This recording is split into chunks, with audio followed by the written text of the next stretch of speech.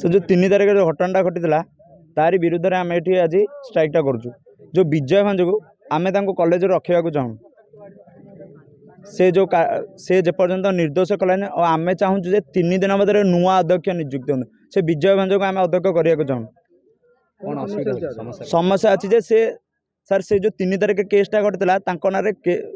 गोटे क्रिमिनाल को आम आम कॉलेज केमी प्रिंसिपल दायित्व दबू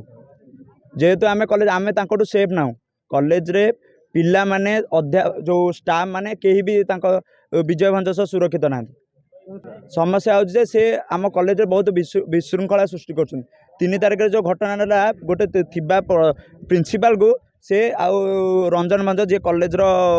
प्रेसिडेंट आउ स्थानीय बासिंदा 4 जन मिसिक आक्रमण करते मरणात्मक आक्रमण कले सीसीटीवी रे भी कहदेला किंतु आरेस्ट न करा जाई हाईकोर्ट बेल देगी से आसिक वर्तमान जॉइन कर आम चाहूँ से कॉलेज को ही प्रवेश न करूँ पाठपढ़ा ही होनी मसे राजनीति केवल कॉलेज चलती मु प्रिंसिपाल भी या बेल ये हम यही सर चलती।